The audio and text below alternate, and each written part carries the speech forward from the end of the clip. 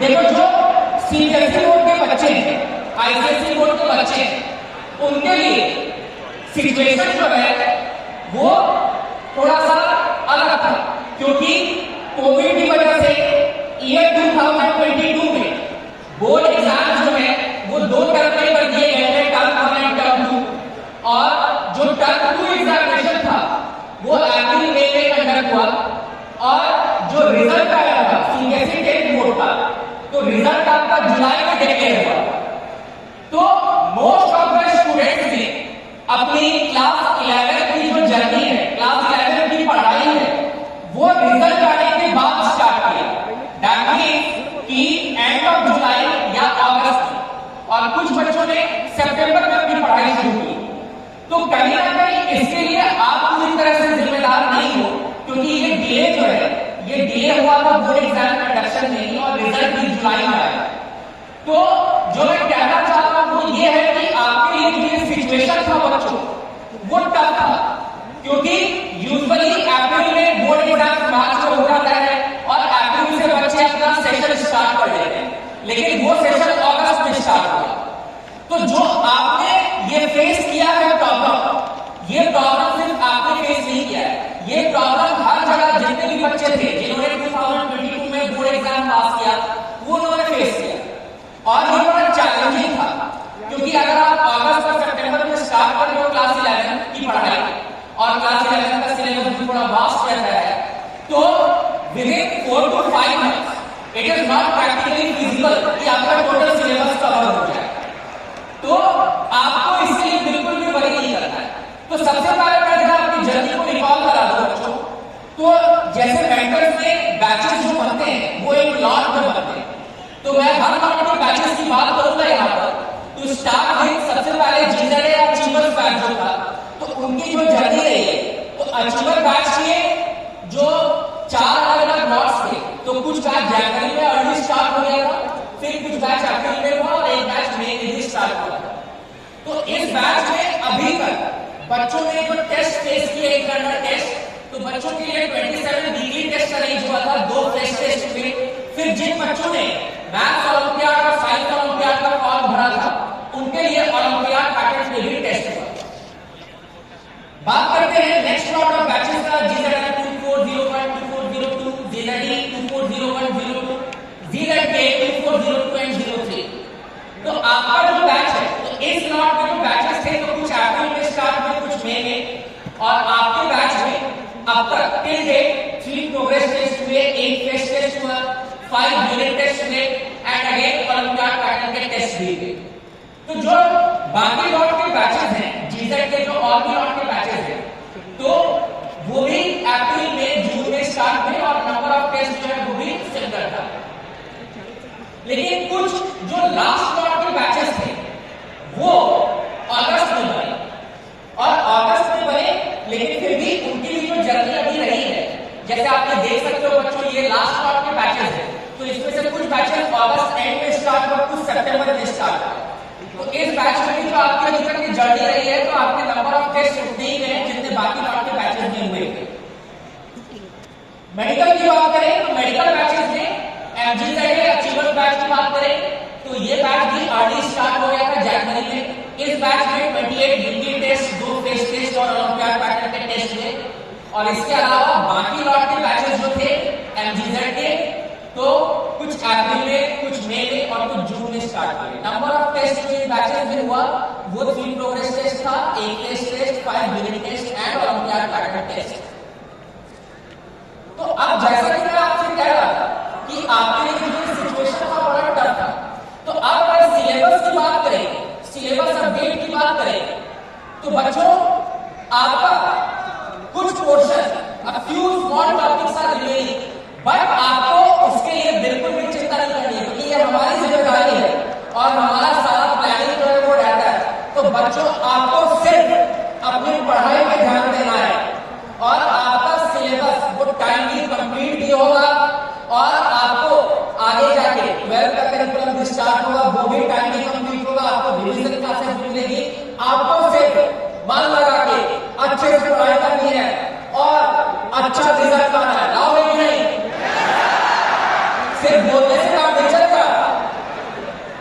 जो जोश है तुम्हारे अंदर, इसे बरकरार रखना है और इसे कन्वर्ट करो पॉजिटिविटी के साथ।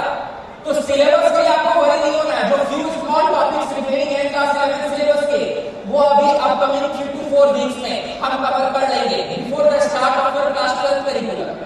ये हमारी जिम्मेदारी है, आपको बिल्कुल भी वरी नहीं करना है, सिर्फ मन लगा के पढ़ाई करना है। अब आगे आपके लिए क्या है, तो आप बच्चों को ये बता दिए, आपको पीटीएम में एक लेटर भी डिस्ट्रीब्यूट हुआ था कि अब आगे जाके आपका रिशफलिंग टेस्ट एक प्लान हुआ है। यहां पर बच्चों थोड़ा सा हमने एक चेंज किया है रिशफलिंग टेस्ट में। आपको जो लेटर मिला था उस लेटर में यह था कि रिशफलिंग टेस्ट का जो सिलेबस होगा वो फुल क्लास 11 का सिलेबस होगा, बट हमने इसमें थोड़ा सा चेंज किया है आपके लिए थोड़ा इसको कन्वीनियंट और आसान बना दिया है।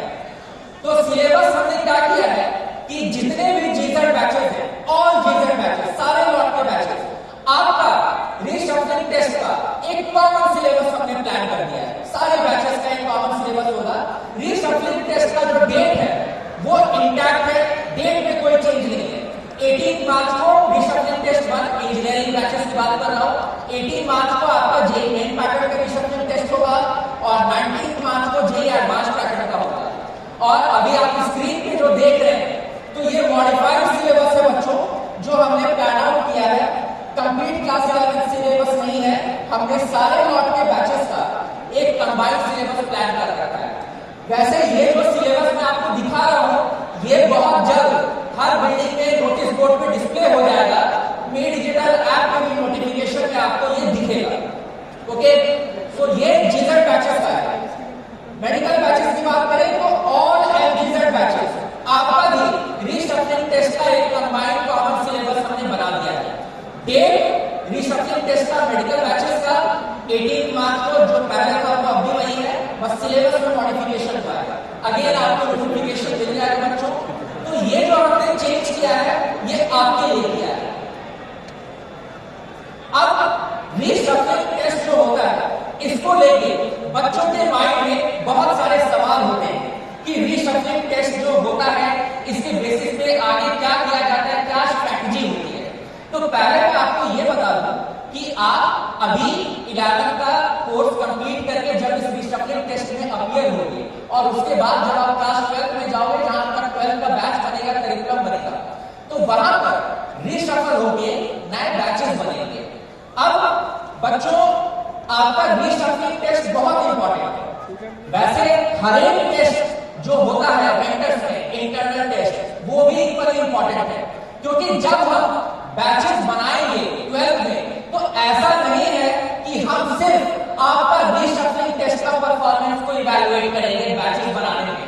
नहीं, हम रिशफलिंग टेस्ट की परफॉर्मेंस के साथ साथ जितने भी इंटरनल टेस्ट हुए हैं उसकी भी परफॉर्मेंस को एसेस करेंगे और सारे टेस्ट की परफॉर्मेंस को एसेस करने के बाद ही बैचेस फॉर्म होंगे।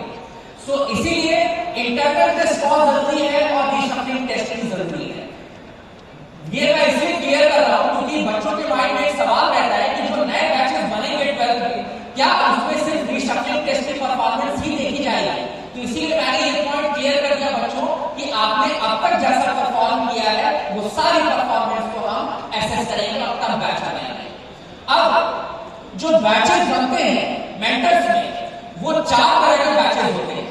जैसे अचीवर्स बैच बनता है, फिर स्टार बैच बनता है, फिर प्रिविलेज बैच बनता है और फिर पोटेंशियल बैचेस बनते हैं। तो ये 4 अलग अलग तरह के बैचेस क्यों बनते हैं?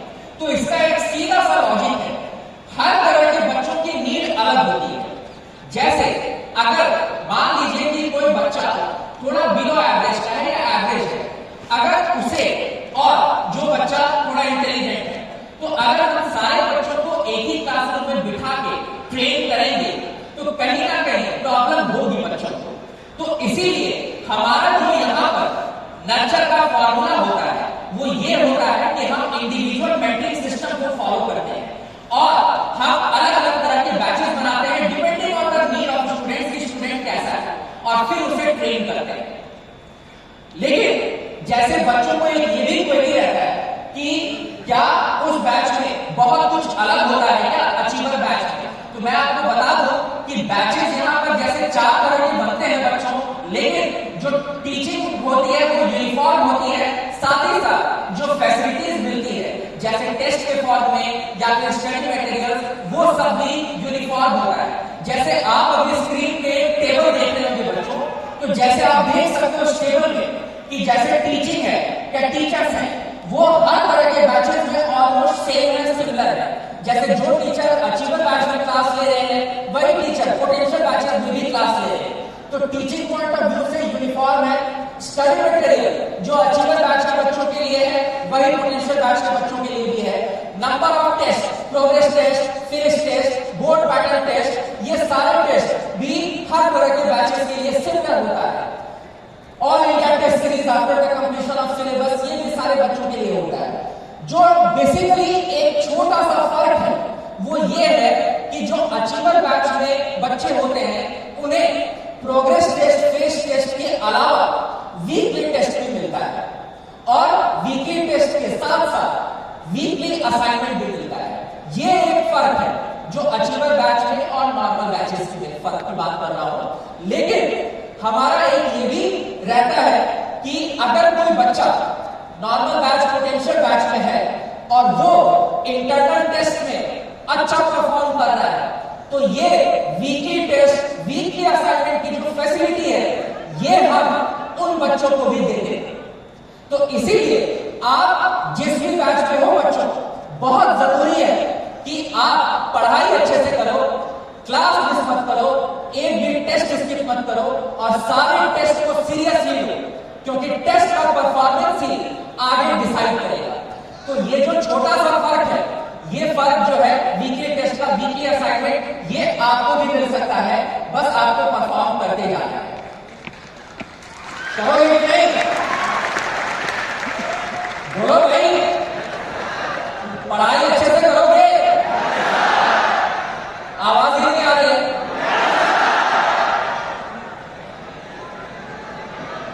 जो पीछे बच्चे बैठे